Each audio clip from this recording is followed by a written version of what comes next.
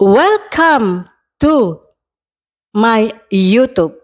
Assalamualaikum warahmatullahi wabarakatuh. Makna dari ziarah kubur.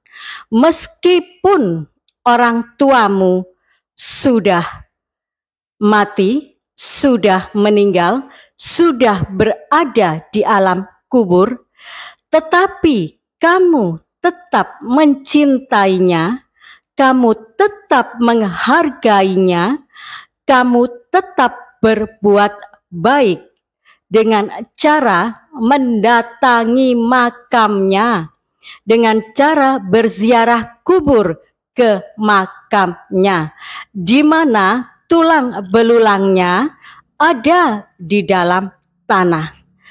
Tetapi hakikatnya orang tuamu masih ada, orang tuamu tetap hidup, yang sekarang ini sedang mengalami transformasi menuju kehidupan berikutnya.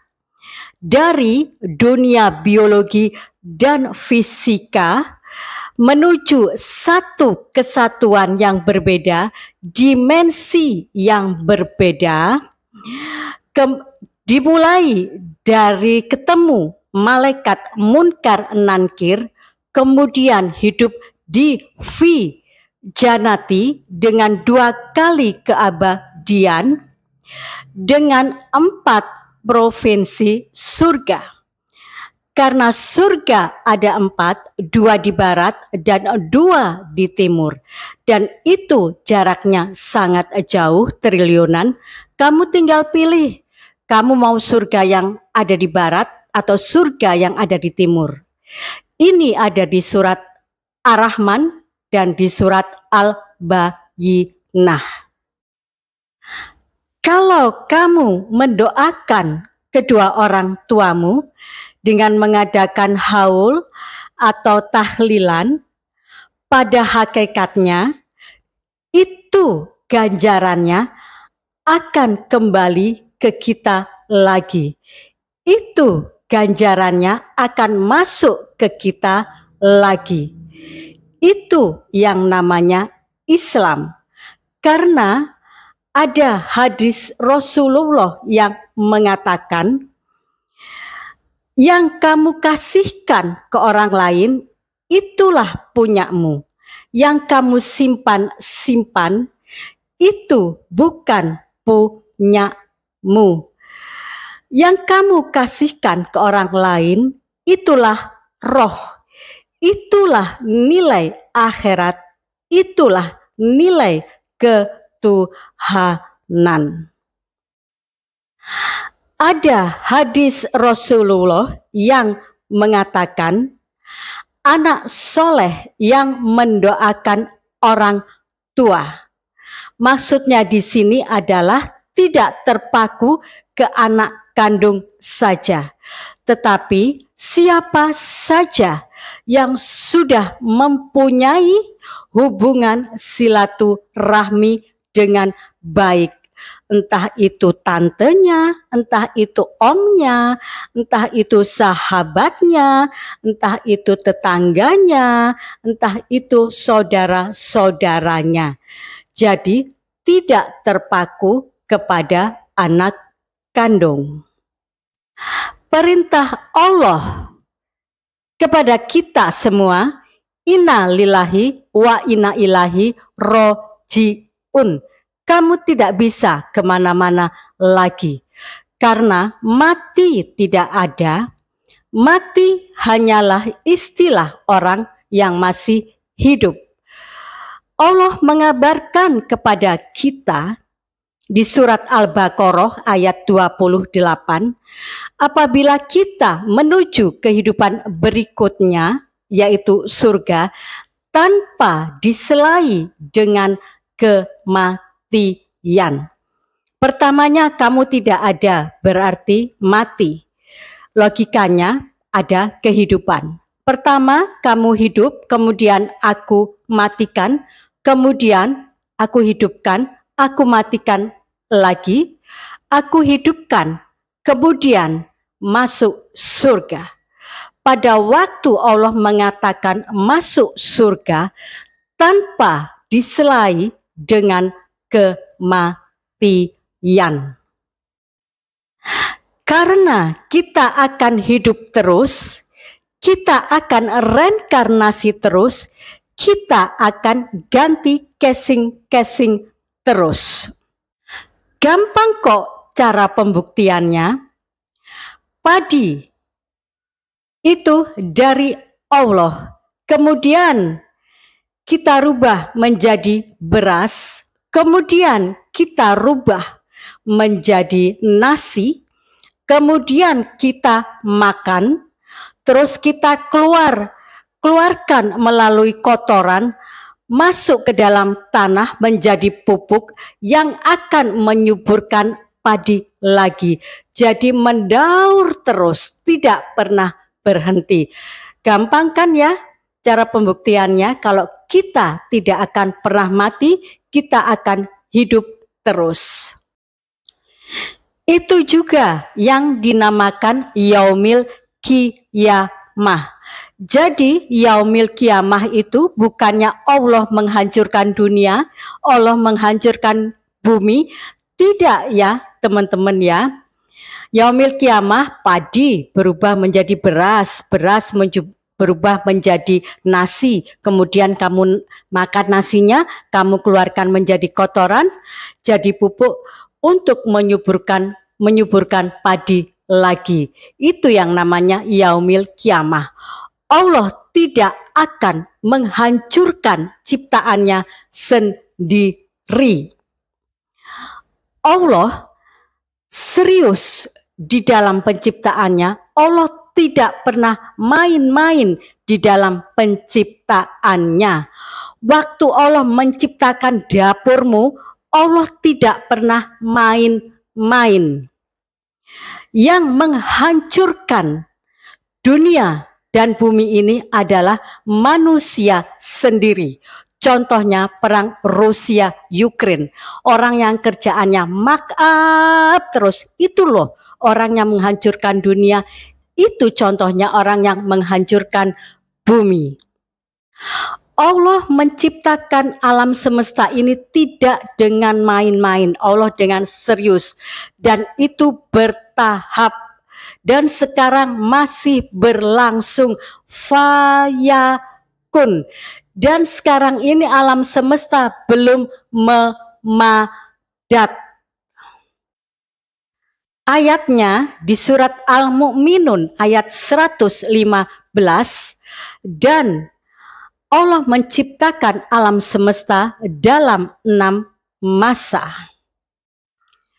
Yang sering kamu dengar bahwa kalau ada orang yang mati sudah berpuluh-puluh tahun, bahkan beratus-ratus tahun, kalau makamnya dibongkar dan jasadnya tetap utuh, kamu berasumsi, kamu menduga bahwa orang itu dulunya baik, orang itu dulu taat beribadah.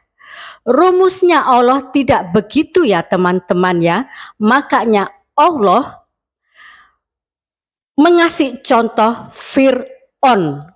Fir'aun yang berabad-abad sudah meninggal, tetapi jasadnya tetap utuh. Tetapi ada fenomena ya teman-teman ya. Kita sebut saja ada seseorang yang namanya Amir. Amir ini sangat dicintai Allah. Ketika Amir mati meninggal dunia, Allah tidak rela jasadnya untuk dikebumikan.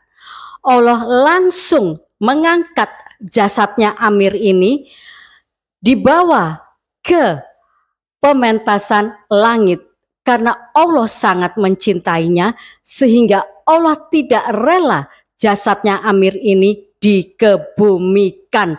Allah langsung mengangkatnya ke pementasan langit. Tetapi secara manusia, secara kasat mata, kita melihatnya Amir ini dikuburkan.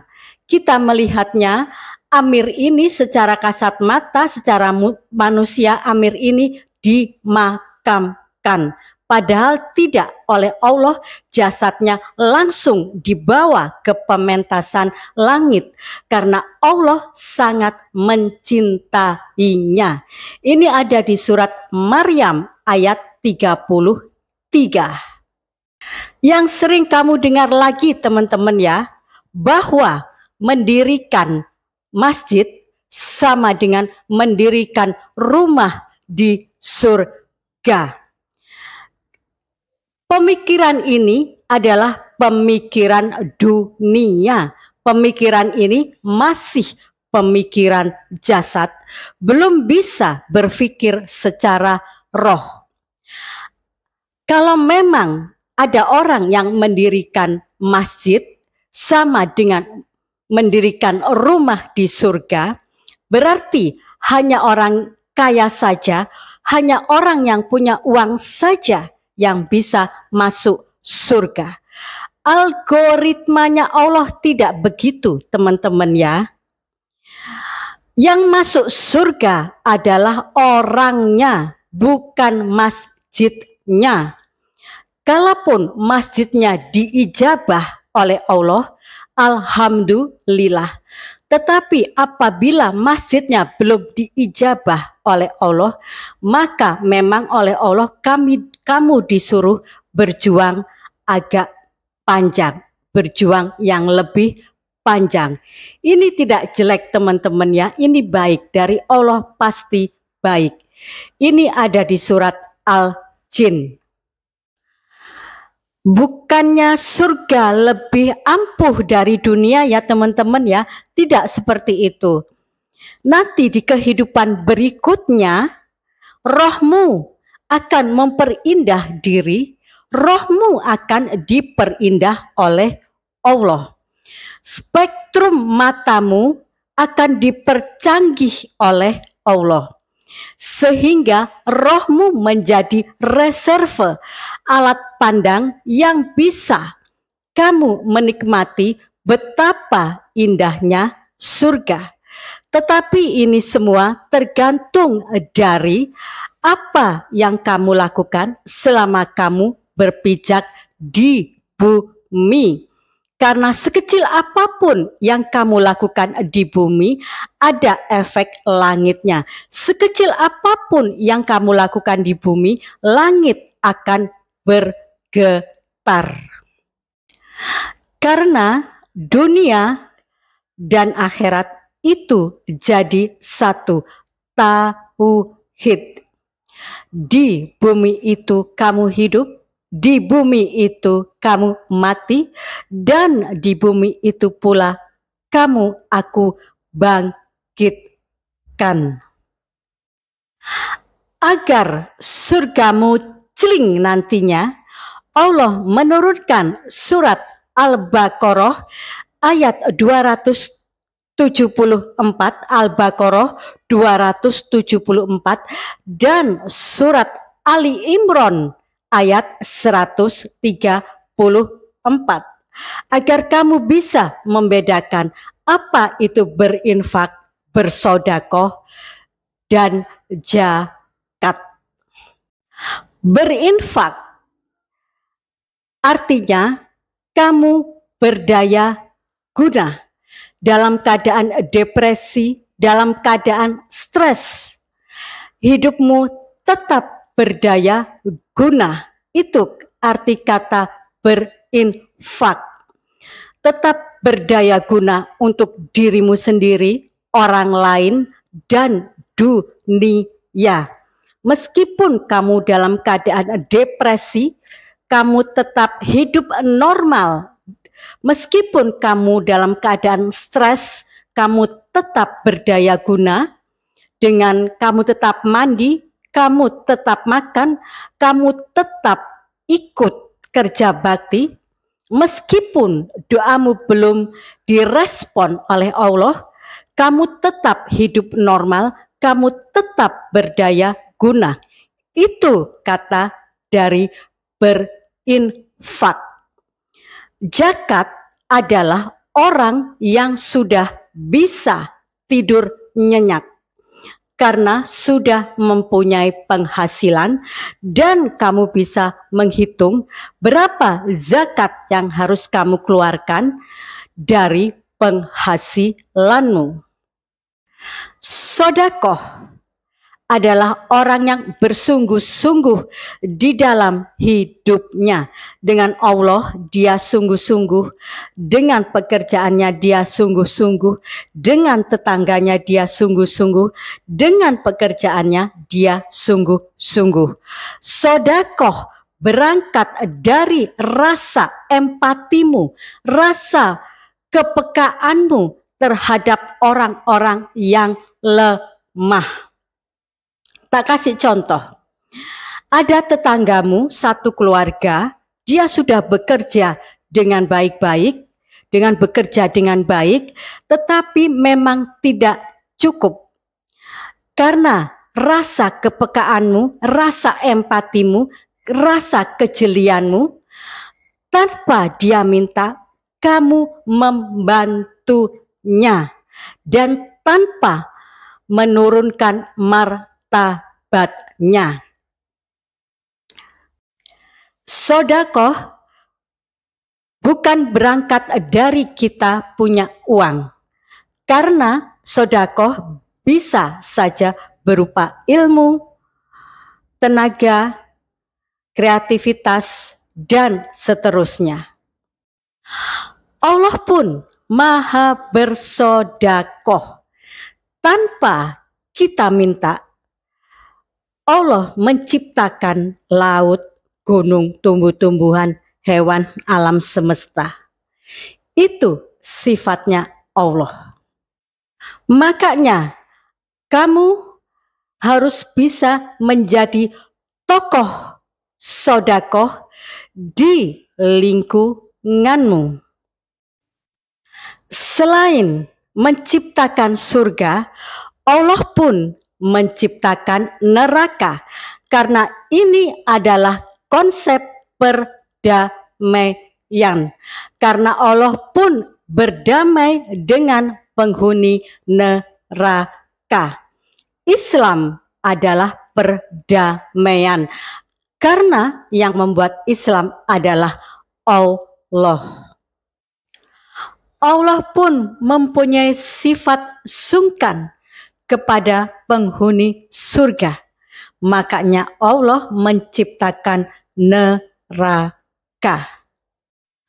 Penghuni surga adalah orang-orang yang 5 kali 5 adalah 25. Meskipun dia diantemi, diajar, disaduk, penghuni surga 5 kali 5 tetap 25. Karena penduduk surga membiasakan diri dan mewajibkan diri untuk suci dan kreatif seperti Allah. Beda dengan penduduk neraka. Kalau penduduk neraka 5 kali 5 menjadi 75. 5 kali 5 menjadi 100. Penduduk neraka, apa yang dia lakukan, apa yang dia kerjakan, selalu ada pamrih. Sholat tahajud supaya, sholat duha supaya. Jadi tidak ada kesucian di dalam dirinya. Neraka adalah juga kalimat thayyibah.